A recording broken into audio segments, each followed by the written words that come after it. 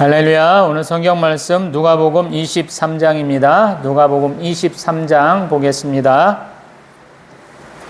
무리가 다 일어나 예수를 빌라도에게 끌고 가서 고발하여 이르되 우리가 이 사람을 보매 우리 백성을 미혹하고 가이사에게 세금 바치는 것을 금하며 자칭 왕 그리스도라 하더이다 하니 빌라도가 예수께 물어 이르되 내가 유대인의 왕이냐 대답하여 이르시되 내 말이 옳도다. 빌라도가 대제사장들과 무리에게 이르되 내가 보니 이 사람에게 죄가 없도다 하니 무리가 더욱 강하게 말하되 그가 온 유대에서 가르치고 갈릴리에서부터 시작하여 여기까지 와서 백성을 소동하게 하나이다. 빌라도가 듣고 그가 갈릴리 사람이냐 물어 헤롯의 관할에 속한 줄을 알고 헤롯에게 보내니 그때 헤롯이 예루살렘에 있더라. 헤롯이 예수를 보고 매우 기뻐하니 이는 그의 소문을 들었으므로 보고자 한 지 오래였고 또한 무엇이나 이적 행하심을 볼까 바랐던 연고로라.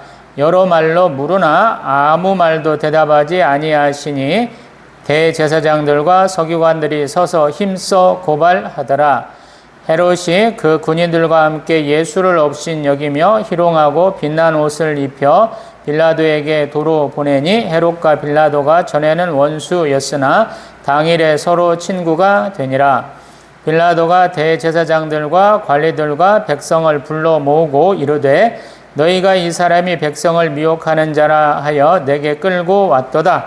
보라 내가 너희 앞에서 신문하였으되 너희가 고발하는 일에 대하여 이 사람에게서 죄를 찾지 못하였고 헤롯이 또한 그렇게 하여 그를 우리에게 도로 보내었도다. 보라 그가 행한 일에는 죽을 일이 없느니라. 그러므로 때려서 놓겠노라. 무리가 일제히 소리질러 이르되 이 사람을 없이 하고 바라바를 우리에게 놓아주소서 하니 이 바라바는 성중에서 일어난 밀란과 살인으로 말미암아 옥에 갇힌 자라라. 빌라도는 예수를 놓고자 하여 다시 그들에게 말하되 그들은 소리질러 이르되 그를 십자가에 못 박게 하소서 십자가에 못 박게 하소서 하는지라. 빌라도가 세 번째 말하되 이 사람이 무슨 악한 일을 하였느냐 나는 그에게서 죽을 죄를 찾지 못하였나니 때려서 놓으리라 하니 그들이 큰 소리로 재촉하여 십자가에 못 박기를 구하니 그들의 소리가 이긴지라. 이에 빌라도가 그들이 구하는 대로 하기를 언도하고 그들이 요구하는 자 곧 밀란과 살인으로 말미암아 옥에 갇힌 자를 놓아주고 예수는 넘겨주어 그들의 뜻대로 하게 하니라. 그들이 예수를 끌고 갈 때 시몬이라는 구레네 사람이 시골에서 오는 것을 붙들어 그에게 십자가를 지어 예수를 따르게 하더라. 또 백성과 및 그를 위하여 가슴을 치며 슬피 우는 여자의 큰 무리가 따라오는지라. 예수께서 돌이켜 그들을 향하여 이르시되 예루살렘의 딸들아 나를 위하여 울지 말고 너희와 너희 자녀를 위하여 울라. 보라 날이 이르면 사람이 말하기를 잉태하지 못하는 이와 해산하지 못한 배와 먹이지 못한 젖이 복이 있다 하리라. 그때 사람이 산들을 대하여 우리 위에 무너지라 하며 작은 산들을 대하여 우리를 덮으라 하리라. 푸른 나무에도 이같이 하거든 마른 나무에는 어떻게 되리요 하시니라. 또 다른 두 행악자도 사형을 받게 되어 예수와 함께 끌려가니라. 해골이라 하는 곳에 이르러 거기서 예수를 십자가에 못 박고 두 행악자도 그렇게 하니 하나는 우편에 하나는 좌편에 있더라. 이에 예수께서 이르시되 아버지 저들을 사하여 주옵소서 자기들이 하는 것을 알지 못함이니이다 하시더라. 그들이 그의 옷을 나눠 제비 뽑을새 백성은 서서 구경하는데 관리들은 비웃어 이르되 저가 남을 구원하였으니 만일 하나님이 택하신 자 그리스도이면 자신도 구원할지어다 하고 군인들도 희롱하면서 나와 신 포도주를 주며 이르되 내가 만일 유대인의 왕이면 내가 너를 구원하라 하더라. 그의 위에 이는 유대인의 왕이라 쓴 패가 있더라. 달린 행악자 중 하나는 비방하여 이르되 내가 그리스도가 아니냐 너와 우리를 구원하라 하되 하나는 그 사람을 꾸짖어 이르되 내가 동일한 정죄를 받고서도 하나님을 두려워하지 아니하느냐. 우리는 우리가 행한 일에 상당한 보응을 받는 것이니 이에 당연하거니와 이 사람이 행한 것은 옳지 않은 것이 없느니라 하고 이르되 예수여 당신의 나라에 임하실 때 나를 기억하소서 하니 예수께서 이르시되 내가 진실로 내게 이르노니 오늘 내가 나와 함께 낙원에 있으리라 하시니라. 때가 제6시쯤 되어 해가 빛을 잃고 온 땅에 어둠이 임하며 제9시까지 계속하며 성소의 휘장이 한가운데가 찢어지더라. 예수께서 큰 소리로 불러 이르시되 아버지 내 영혼을 아버지 손에 부탁하나이다 하고 이 말씀을 하신 후 숨지시니라. 백부장이 그 된 일을 보고 하나님께 영광을 돌려 이르되 이 사람은 정녕 의인이었도다 하고 이를 구경하러 모인 무리도 그 된 일을 보고 다 가슴을 치며 돌아가고 예수를 아는 자들과 갈릴리로부터 따라온 여자들도 다 멀리 서서 이 일을 보니라. 공회의원으로 선하고 의로운 요셉이라 하는 사람이 있으니 그들의 결의와 행사에 찬성하지 아니한 자라. 그는 유대인의 동네 아리마대의 사람이요 하나님의 나라를 기다리는 자라. 그가 빌라도에게 가서 예수의 시체를 달라 하여 이를 내려 세마포로 싸고 아직 사람을 장사한 일이 없는 바위에 판 무덤에 넣어두니 이날은 준비일이요 안식일이 거의 되었더라. 갈릴리에서 예수와 함께 온 여자들이 뒤를 따라 그 무덤과 그의 시체를 어떻게 두었는지를 보고 돌아가 향품과 향유를 준비하더라. 계명을 따라 안식일에 쉬더라. 아멘. 할렐루야. 누가복음 23장은 예수님이 십자가에 돌아가시는 장면이 주가 되지요. 22장에 이어서 예수님 여러 사람들에게 정죄를 받으십니다. 첫 번째는 우리 22장에서는 공회에서 정죄 받으셨고 그 공회에서 결정된 것을 가지고 예수님에게 살인을 언도할 수 있는, 사형을 언도할 수 있는 빌라도 총독 앞에 가는데 이 가서도 우리 유대인들 대제사장이나 장로들은 굉장히 거짓 고발을 하죠. 그래서 2절에 보면 백성들을 미혹했다, 세금 바치는 것을 금했다, 또 자칭 왕 그리스도라고 한다라는 거예요. 이게 총독 입장에서는 굉장히 복잡한 거예요. 처벌하지 않을 수 없는 겁니다. 이 AD 1세기경에 우리 지중해를 자기들의 내해로 삼은 로마에게 있어서 가장 어려운 것 중에 하나, 총독에게 맡겨진 가장 큰 책임은 뭐냐면 세금을 걷는 것과 함께 그 땅에서 반란이 일어나지 않도록 감시하는 거예요. 또 반란이 일어나면 그 반란을 진압하라라는 명령이 내려와 있거든요. 그래서 세 가지 죄목이 다 그것과 관계돼요. 또 이제는 우리 제정 황제가 왕이 되는 시대니까 스스로를 왕이라 할 수 없거든요. 근데 지금 그 얘기를 세 가지로 골고루 다 넣은 거예요. 그렇기 때문에 굉장히 치밀한 계획이 있었던 것이고 완전한 모함으로 예수님을 고발하시는 거죠. 근데 그럴 때 빌라도는 다른 거 다 놔두고 뭐라고 물어보냐면 예수님께 당신이 유대인의 왕이냐라고 물어요. 이게 가장 중요한 것이다. 유대인은 왕이냐라는 거. 그 대답에 예수님은 내가 옳다 그래요. 내 말이 옳다라고 얘기를 한다라는 거예요. 예수님이 우리 공의 앞에 가서도 내가 하나님의 아들이냐라는 질문에 너희들이 내가 그라고 말하고 있다라고 그러거든요. 이게 조금 좀 새롭게 좀 우리가 봤으면 싶은 거예요. 왜냐하면 예수님이 직접 자신이 그리스도시다, 자신이 왕이다라고 말씀하신 경우가 별로 없다라고 얘기하더라고요. 신대원 수업을 가는데 우리 신약 수업을 받는데 돌아가신 우리 정운택 교수님이 그런 얘기를 저희들한테 묻더라고요.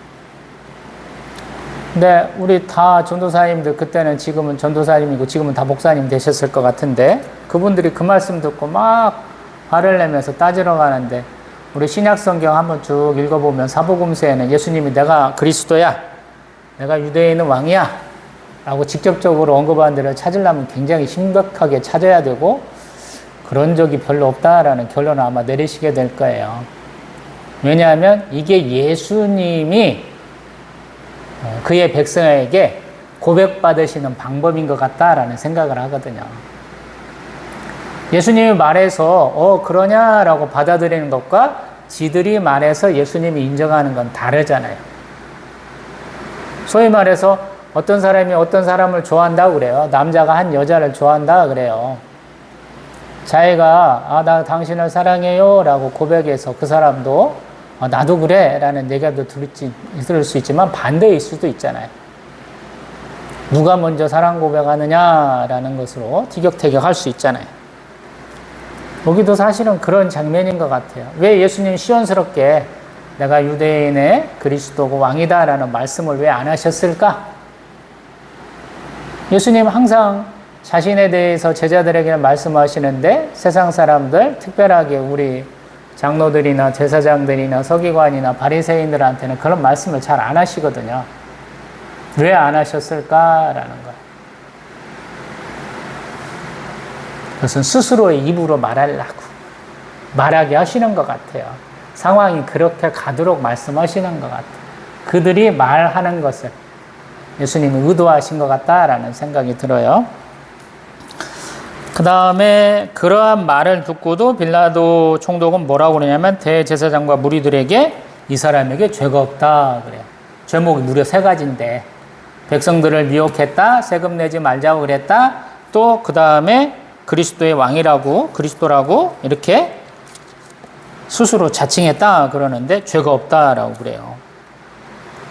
다 알고 있는 거예요. 빌라도 총독도. 근데 무리는 그걸 받아들이지 않는 거죠. 왜냐하면 자기들은 예수 그리스도를 인정할 수 없다라는 거예요.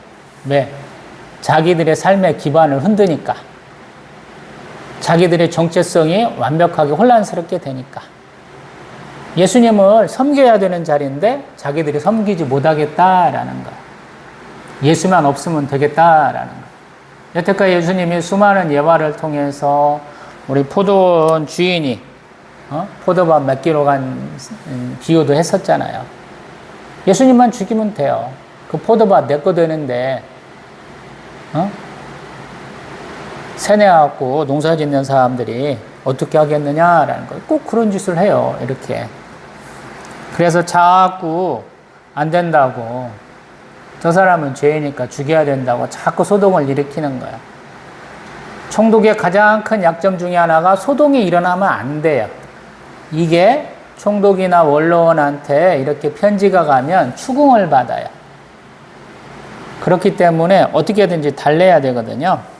그래서 6절에 보면 자기가 회피하는 방법, 예수 그리스도의 출신이 어디냐? 그러니까 갈릴리라 그러는 거예요. 그래서 갈릴리를 관할하고 있는 헤롯한테 보낸다라는 거예요. 헤롯 안티파스라고 하는, 헤롯 안디바라고 하는 헤롯 땅의 뭐 이렇게 아들이나 손주쯤에 해당하는 사람이 되는 것이죠.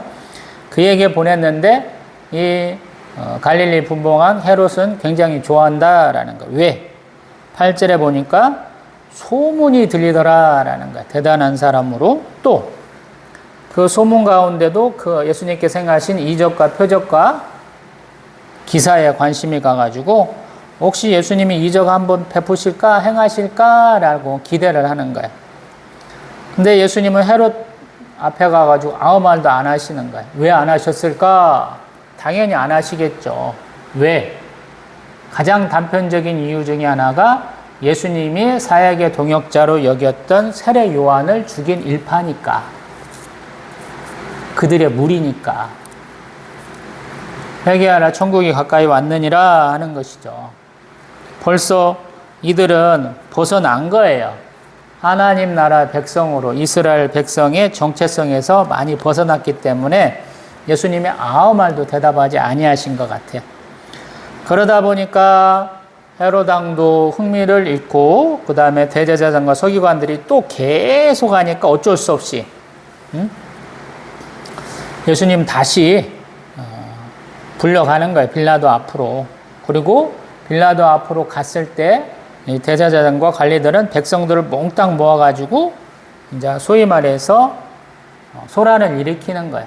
데모를 일으키는 거예요. 그래서 그를 어쩔 수 없이 이렇게 심판하도록 강요를 하는 거죠. 14절에 보면 빌라도 총독은 이때까지도 말려요. 뭐라고 하냐면 백성을 미혹하는 자라 했지만 죄가 없다.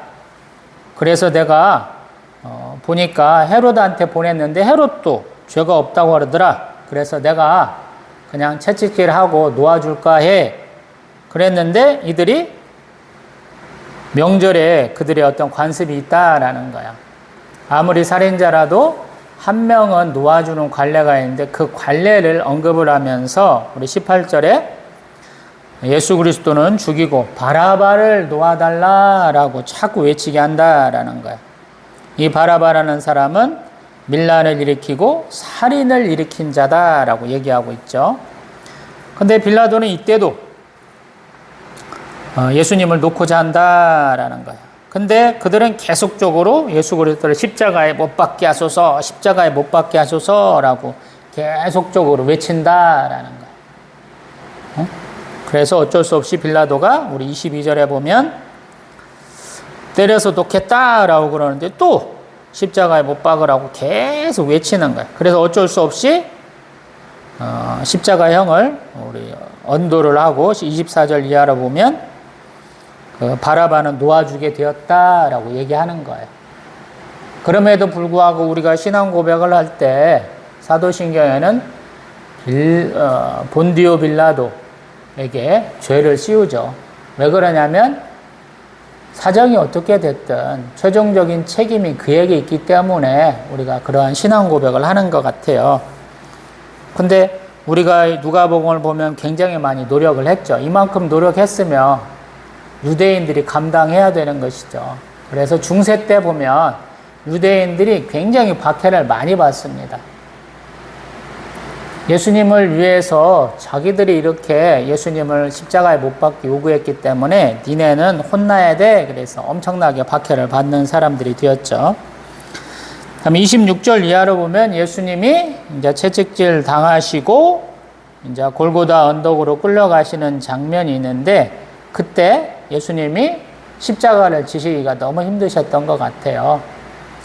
몇 시간에 걸쳐서 계속 신문 받으시고 또 채찍질 당하시고 피 흘리시고 그렇기 때문에 십자가를 지고 갈 사람이 필요했는데 그 사람이 구레네 사람 시몬이다라고 얘기를 하고 있습니다.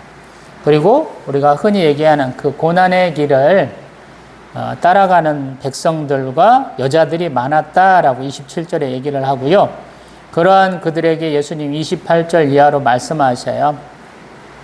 지금 십자가형을 당하려고 하는 자신을 위해서 울지 말고 또 너희와 너희 자녀를 위해 울어라 라는 거예요. 이것은 뭐냐면 우리 제자들과 또 모인 백성들 앞에서 말씀하셨던 그 예루살렘 성전이 이렇게 무너지고 예루살렘이 포위당하고 멸망하는 얘기, 우리 누가복음 21절에 해당하는 얘기를 다시 한번 해주고 있는 거예요. 그리고 또한 우리 이제 예수님 십자가형을 받는 와중에 예수님 좌우편에 아마 두 행악자가 있었는 것 같아요. 이 사람들도 아마 사형을 받은 것 같아요. 이 당시 그래서 보면은 우리 34절 예수님과 이 두 사람이 세 명이 같이 십자가에 매달리고 있는데 예수님께서 그때도 이 34절에 아버지 저들을 사하여 주옵소서 자기들이 하는 것을 알지 못함입니다 하는 거, 예수님을 이렇게 핍박하고 예수님을 모욕 주면서 예수님의 옷을 이렇게 나눠 가지는 사람들에 대해서 예수님이 용서해 주시는 장면이 있고요. 그러한 가운데도 35절 이하로 보면 백성들은 구경하고 관리들은 비웃으면서 자꾸 비난한다라는 거예요.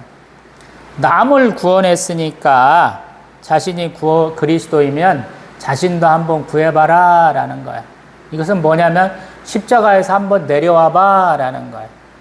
유대인들이 생각하는 가장 치욕스러운 죽음이 이렇게 나무에 달려서 죽는 거예요. 그러한 죽음을 면해봐 라는 거예요. 죽은 자도 살렸으니까 네가 스스로 한번 내려와 봐 이런 얘기를 하는 거예요. 또 36절 이하로 보면 군인들도 신 포도 주면서 똑같이 얘기하는 거예요. 내가 만일 유대인 왕이면 내가 너를 구원하라 하는 거예요. 왕이면 구원해봐 라는 거예요.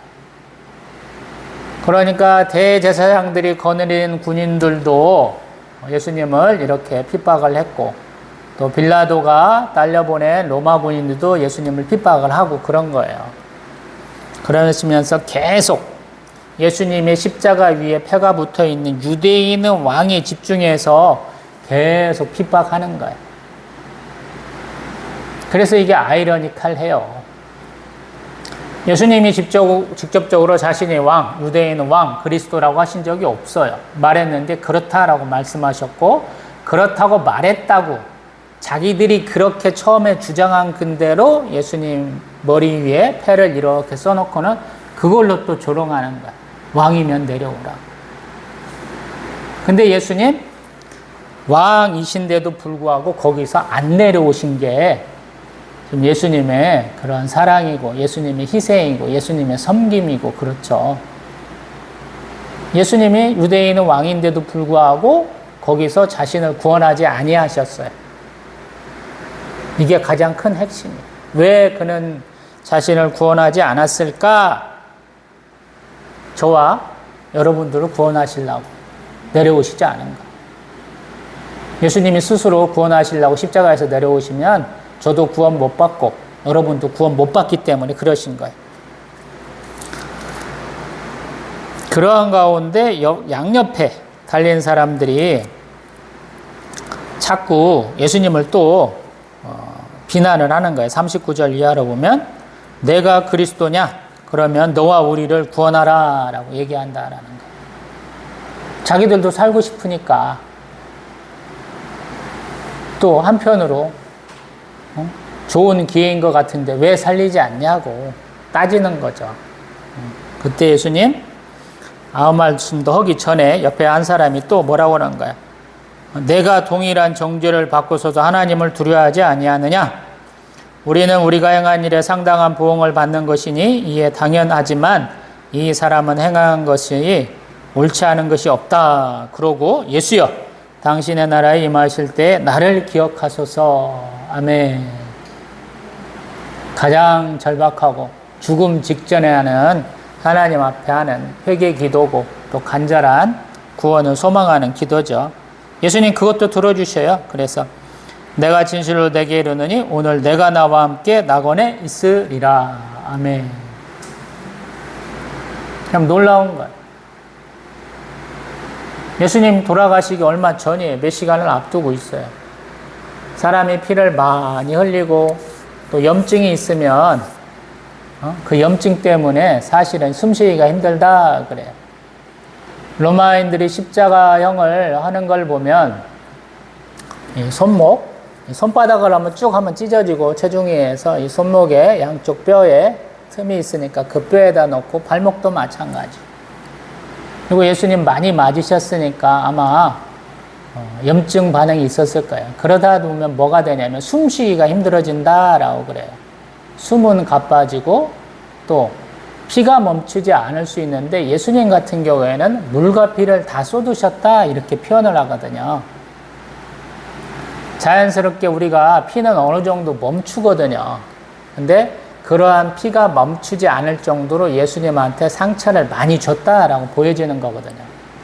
우리 누가복음에서는 얘기하지 않지만 채찍에다가 이 사람들은 뼈를 넣기도 하고 또 쇠 같은 걸 넣어가지고 한 번씩 맞으면 그 설이 뭉펑뭉펑 이렇게 떨어져 나가거든요. 그러한 채찍질도 아마 예수님 맞으셨기 때문에 당하셨기 때문에 아마 피가 멈추지 않은 것 같아요. 그러면 굉장히 복잡해지는 거죠. 염증이 일어나고 피가 빠져나가고 그러면 더 고통스러워지는 거죠.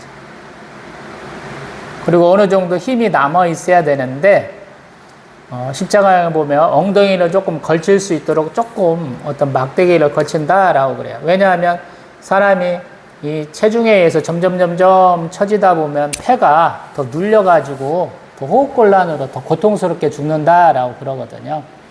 그래서 지금 로마 우병사가 신포도주 같은 거 주는 것도 뭐냐면 좀 이렇게 소위 말해서 뭐 진정작용도 있고 또 마비를 일으킬 수 있는 그런 거다라고 얘기하거든요. 근데도 불구하고 예수님 지금 온전한 정신으로 자기가 할 수 있는 최대한의 사랑을 베푸시는 거예요. 죄를 용서해 주시고 천국에 가고자 하는 자에게 그걸 허락하시는 장면이다라고 볼 수 있거든요. 그리고 예수님 우리 44절 이하로 보면 제6시로부터 해가 빛을 잇고 어둠이 땅에 임하고 또 제9시까지 계속했다 그래요. 아마 이 제9시가 오후 한 3시쯤 되는가 봐요. 그러다 보니까 그때 성소의 휘장이 한 가운데가 찢어지더라라는 거예요. 이제 성소로 대제사장만 들어갈 수 있는 게 아니에요. 유대인의 왕이고 그리스도이신 예수 그리스도를 모욕했기 때문에 유대인의 제사장, 특별하게 우리 요한복음에 보면 안나 제사장을 비롯한 그 제사장 무리가 예수님을 정죄하는데 더 주도적인 역할을 한 것이 더 낱낱이 나오는데 이들의 역할이 이제 없어진 거예요. 예수님의 심판을 직접적으로 죽이는 게 아니고 그 성소의 휘장 안으로, 지성소 안으로 누구든지 갈 수 있도록 성소의 휘장을 갈른 것이에요. 그래서 더 무서운 것이죠. 아무나 다 들어갈 수 있는 것이고 또 아무나 또 들어가기에 또 쉽지 않은 것이 돼버린 것입니다. 그때 예수님 46절에 뭐라고 외치셨냐면 아버지 내 영혼을 아버지 손에 부탁합니다 하셨다라는 거예요. 이것은 시편 31편 5절의 말씀을 인용한 것인데 우리 성경에서는 내가 나의 영을 주의 손에 부탁하나이다 진리의 하나님 여호와여 나를 속량하셨나이다 아멘 이렇게 고백하는 장면이에요. 근데 대개 저녁 제사 때 이러한 말씀을 많이 낭송했다 그러는데 예수님 참 예배를 그렇게 좋아하신 것 같아요. 하나님 앞에 기도하기를 좀 힘쓰셨던 분이기 때문에 마지막 예배와 같이 드리시는 거예요. 우리는 예수님 돌아가시면서 다 이루었다라고 하는 요한복음만 많이 생각하고 있는데 누가복음의 이 말씀처럼 예수님은 아버지 내 영혼을 아버지 손에 부탁합니다 라는 이 내용을 말씀하시는 것이 어찌 보면 더 중요한 것인지도 모르겠다라는 생각을 해요. 예수님 어디로 가시느냐라는 거. 결국에는 성부께 가는 거예요. 절대적인 하나님께 순종하고 충성하는 모습.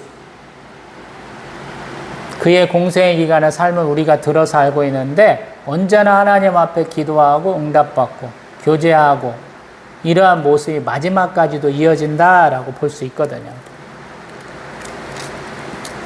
그러고 나서 숨지셨고 그러한 예수 그리스도의 마지막 십자가 처형의 장면을 보면서 백부장이 하나님 앞에 영광을 돌렸고 이 사람은 정령 의인이었도다 하고 또 구경했던 많은 무리들도 가슴을 치며 돌아가고 또 예수를 아는 자들 또 갈릴리에서부터 따라온 여자들도 멀리 서서 이 일을 다 보았다라고 얘기를 해요.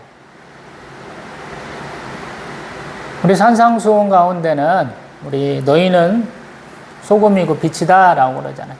너희 착한 행실을 보고 하나님께 영광을 돌리게 하라 라고 말씀하셨잖아요. 예수님의 그 마지막 십자가 사랑을 보면서 십자가 대속을 보면서 예수님을 조롱했던 자 중에 대표 백부장이 회개한다라는 거예요. 예수님 보고 자꾸 비방해서 네가 왕이고 그리스도이면 네가 스스로를 구원해서 내려오라 하는 자들도 회개했다 이렇게 말하는 거예요. 예수님이 다 보여주신 거예요. 말만 번지르르게 잘하는 사람들 보는 앞에서만 잘하고 자신이 이득에만 눈이 벌겋게 된 우리 바리새인들, 사두개인들 이런 사람들 따라가지 말고 제대로 행해라 라고 예수님이 지금 보여주신 거예요. 자신의 목숨을 가지고 보여주신 거예요. 그러고 나서 우리 공의원으로 선하고 의로운 요셉이라는 사람이 나옵니다. 이 사람은 누가복음에서는 그들의 결의와 행사에 찬성하지 아니했다라고 분명하게 명시를 하고요. 그는 하나님의 나라를 기다리는 자다라고 얘기를 해요. 그러면서 빌라도에게 가서 예수의 시체를 달라 해서 염습해서 또 자기가 파는 무덤에다가 다 넣어 두었다라고 그래요. 이날이 안식일이었다라고 얘기하는 거죠. 금요일이었다라는 얘기예요. 그리고 여자들은 그것을 보았다. 그러고 돌아가서 향품과 향유를 준비하였고 그 다음에 안식일엔 쉬었다. 이렇게 얘기하고 있습니다. 이만큼만 놓고 봅니다. 예수님의 그 십자가 대속을 볼 때마다 항상 부끄러워요.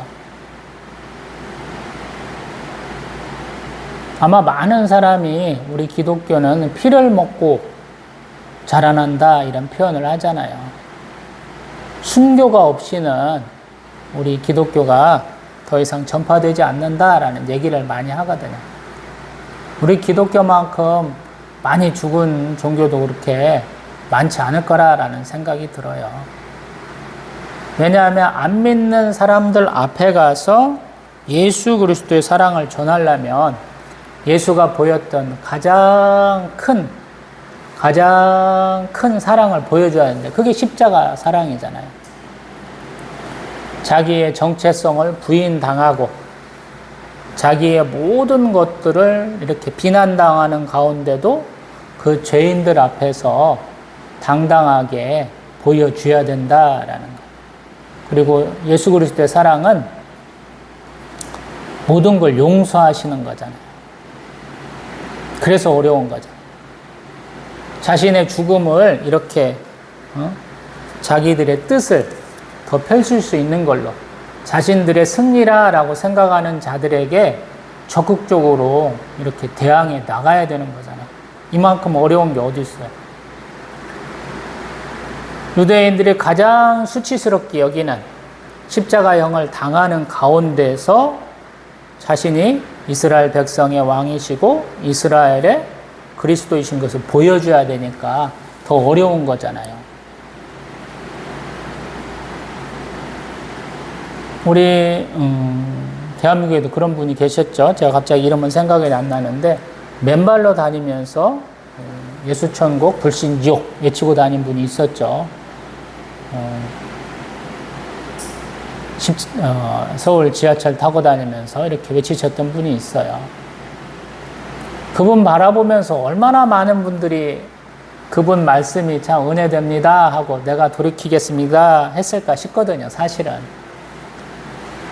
저조차도 예수 믿고 축복받으세요 그러고 다녔는데 예수님의 말씀하시는 그 축복은 현생에서 잘 먹고 잘 사는 게 아니고 우리가 영생을 얻고 구원받는 것이거든요.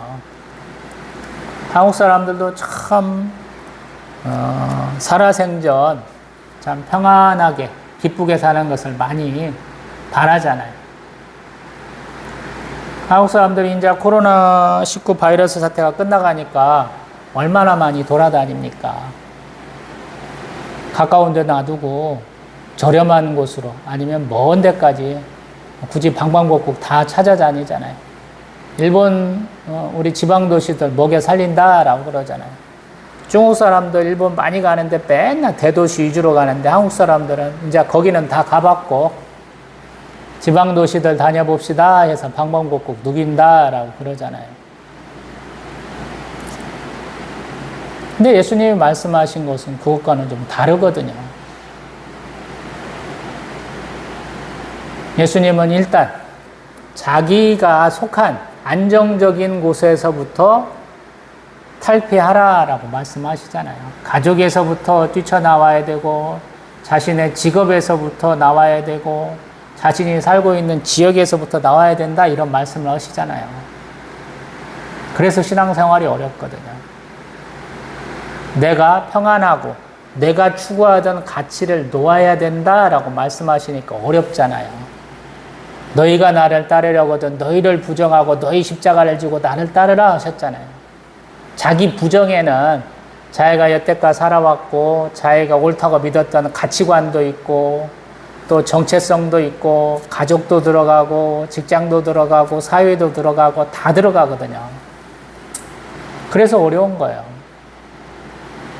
예수님을 따르던 제자들 다 직업들 다 버렸잖아요.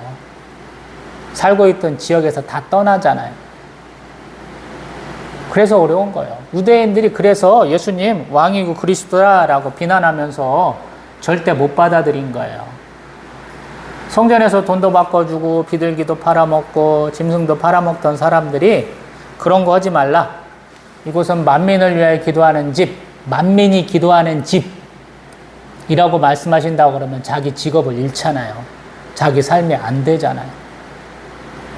서기관들, 바리새인들 잔치에 가면 상석에 가고 또 회당에 가면 높은 자리, 모세의 자리를 탐하고 또 과부하고 이렇게 가난한 사람들 거 기도해주고 또 뭔가 사건 처리해주면서 돈 못 받아먹고 그러면 그거 할 수 있겠어요? 다른 일반 노동자들처럼 밖에 나가고 땀 흘려서 일해야 된다 그러면 자기가 어렸을 때부터 죽기 살기로 열심히 공부해갖고 학문을 닦아서 된 서기관 자리 그거 포기해야 된다면 어떻게 하겠어요? 돈은 많이 들여가지고 시간도 더 오래 걸려갖고 배우고 익힌 건데 그거 공짜로 베풀어야 돼? 그럼 누가 하겠느냐라는 거예요. 그래서 힘든 거예요. 신앙생활이 그래서 힘들어. 내가 노력한 것을 놓아야 된다라는 거예요. 그래서 예수 그리스도의 사랑이 참 우리가 따라하기가 힘든 거예요. 엄청난 가치를 가진 것을 그냥 무료 봉사하는 것처럼 내놓은 거예요, 예수님이. 왜 그렇게 했느냐라는 거예요. 사람들이 생각하는 방식이 하나님이 원하시는 방식이 아니었기 때문에 그래요. 로마로부터 자기들의 독립을 지키기 위해서 우리는 똘똘 뭉쳐야 돼. 우리가 할 수 있는 모든 것을 다 해야 돼 하는 부류와 그냥 시류에 편입해서 그냥 가자 하는 사람들 다양하게 다 있었지만 예수님께는 다 아니었다라는 거. 하나님을 바라보지 않고 하는 것은 다 엉터리야 라고 말했다는 것이거든요. 그래서 예수님이 선지자예요. 하나님 바라보자 했으니까. 이스라엘의 구원을 얘기를 했으니까. 그리고 왕이세요. 너무나 당연하게. 예수님을 고발하려고 했지만 자기들의 입술의 고백대로 혀의 열매처럼 예수님은 이스라엘의 왕이신 거예요. 대제사장인 곳은 휘장을 찢으신 것이 단초고 우리 히브리서 보면 잘 설명하고 있죠.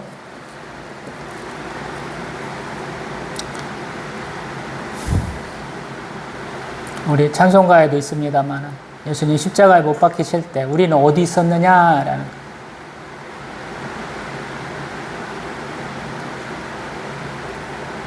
참 막막하죠. 먹먹한 거예요. 예수님 구원해달라고 막 성나갖고 예수 그리스도를 십자가에 처하라고 막 외치는 사람들 앞에 당당하게 나설 수 있느냐라는 거. 오늘 베드로 사도처럼 너도 갈릴리 사람이야 라는 말에 똑같이 나 전혀 아니야 라고 3번이나 부인하는 사람일지 아니면 더 나쁘게 가룟 유다처럼 에이 기대했더만 실망이 더 크네. 돈이라도 좀 벌어보자.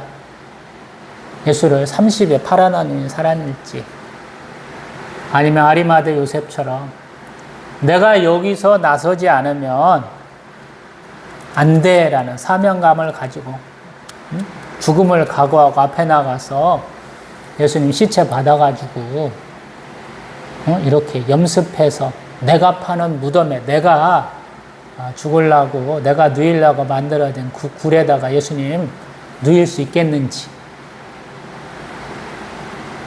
아니면 예수님 살아생전에 내가 예수님 따라갈게요 그러는데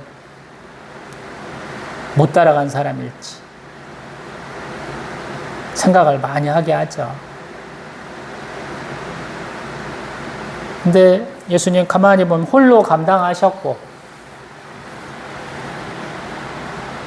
아무도 없을 것 같은데 너는 그만한 믿음이 없을 거야 라고 하는 사람들이 더 끝까지 예수의 십자가 그 대속에 함께 있다라는 생각이 들어요.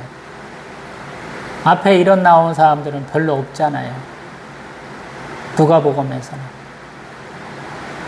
물론 요한복음에서는 사도 요한이 옆에 있었다라고 말하고 있지만 누가복음에서는 이름값을 해야 되는 사람, 자기 일을 해야 되는 사람은 하나도 없잖아요. 예수의 12 제자들 어디 갔어요? 예수님이 치유해 준 사람들 어디 갔어요? 없잖아요.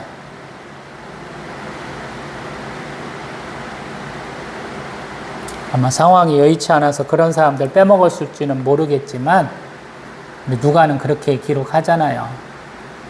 오히려 예수 그리스도를 십자가에 못 박았던 무리들, 예수를 비난하고 저주했던 무리들이 더 감동받았다라고 얘기하잖아요. 우리도 마찬가지거든요. 우리가 안 믿는 사람들을 어떻게 구원하고 전도합니까? 말 잘하신 분은 말로 해도 돼요. 근데 더 궁극적인 것은 내 삶으로 증명하는 거예요. 내가 한 명도 전도하지 못했어. 괜찮아요. 노력하시면 돼요. 내 모습, 내 삶의 모습을 보고 옆 사람들이 예수 앞에 나오는 거예요. 그래서 순간순간 하나님께 기도하고 우리 예수 그리스도와 성령 하나님께 의지해서 나아가는 것이다. 이런 생각이 듭니다. 기도합니다.